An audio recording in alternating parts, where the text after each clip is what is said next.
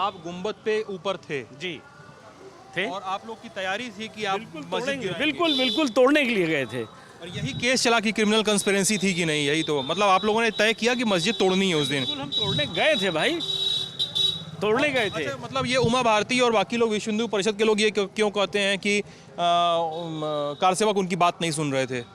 वो क्या कहते हैं उनका विषय वो जाने ना, मेरा विषय मैं आपको बता रहा हूँ। आप उनसे अलग हैं एकदम। हम बिल्कुल, हम लोगों का ये जुनून था कि जिस कार्य के लिए 10 लाख हिंदुओं ने अपने प्राणों का बलिदान दिया है, हम उसे मुक्त कराएं। एक्सेप्ट किया बताते हैं? बिल्कुल किया है, क्या गुनाह किया? बाकी लोग क्या कोर्ट में एक्सेप्ट नहीं करते? उनसे पूछिए ना, बताएंगे। वो तो कहते थे कांग्रेस ने फंसा दिया।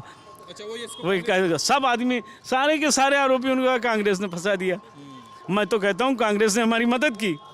अच्छा, मैं तो कह रहा हूँ, मैं कांग्रेस ने ढांचा तोड़वाने में हमें सारी चीज़ें उपलब्ध कराई।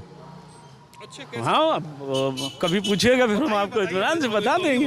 हाँ, हमको इन्हीं के नेता ब्रह्मदत्त द्विवेदी जी फैजाबाद जिले के वो प्रभारी मंत्री थे, राजस्व मंत्री थे इस सरकार में।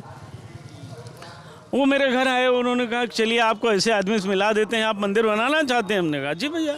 तो उन्होंने कहा कि कैसे बनाएंगे? हमने कहा पहले ढांचा तोड़ना होगा। तो उन्होंने कहा चलिए मैं मिलाता हूँ ऐसे आदमी से। उन्होंने हमको ले जाकर मिलाए, और ये तो पूर्व में बहुत चर्चित, सभी लोग यहाँ के लोग जानते हैं। ले गए मुझे अपनी गाड़ी से बिठा कर ले गए, दिल्ली ले गए। रात भर यहाँ से हम लोग रात में लखनऊ गए, दूसरे दिन वहाँ से निकल करके दूसरे दिन हम लोग दिल्ली गए, और वहाँ उन्होंने हमको नाम नहीं लेना चाहिए था लेकिन लेना पड़ रहा है। यहाँ पीवी नरसिम्हा राव जी से मिलवाया, और मिले आप? जी मिलवाया उन्होंने, और सारी बातें हुई। बातों को मैं नहीं बता सकता हूँ, ये मजबूरी, कसम खाई थी हम लोगों ने। नाम भी लेना मना था, लेकिन आपने खोद डाला, अब तो डाला है। थोड़ी सी बात भी हो जाए, और क्या, थोड़ी सी बात भी हो जाए, क्या दिक्कत है? उनसे मुलाकात हुई तो उन्होंने, थोड़ी सी बात हो जाएगा। नहीं, उन्होंने हमसे, जब मैं दुबला पतला आदमी था, बच्चा ही था उस समय, 23-24 साल उम्र थी, तो मुझे देख के उनको दया आ गई। केवल मूछें हैं और तो शरीर में कुछ है नहीं। लेकिन ब्रह्मदत्त जी ने बताया कि साहब ये बहुत डायनेमिक पर्सनालिटी है, ये अंदर से सावरकर है, बाहर से जैसा भी दिख रहा हो। तो उन्होंने कहा ठीक है, जिसको जो चाहिए उपलब्ध करा दीजिएगा। तो चलते समय उन्होंने 50,000 रुपये की हमें एक गड्डी भी दी, पैक थी, और कहा कि ब्रह्मदत्त जी से आप संपर्क रखिएगा, जो चाहिए सब मिल जाएगा, काम करिए, अच्छा काम कर रहे हैं, ये तो अच्छा काम, राम कार्य हो। हम राव के शब्द हैं ये शब्द है, तत्कालीन भारतीय पीएम जी।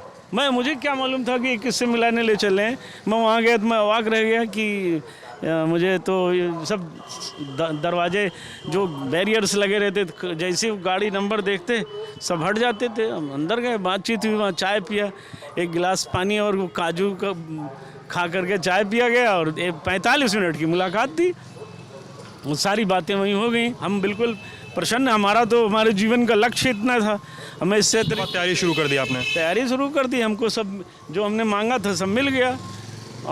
भले ही हम लोगों ने विश्वास, भले भी ये सब कुछ हो चुकी थी, लेकिन हमें, चूँकि ब्रह्मदत्त द्विवेदी भाजपा में थे, हमें भाजपाइयों में विश्वास नहीं हो पा रहा था कि ये कब पलटी मार जाएं।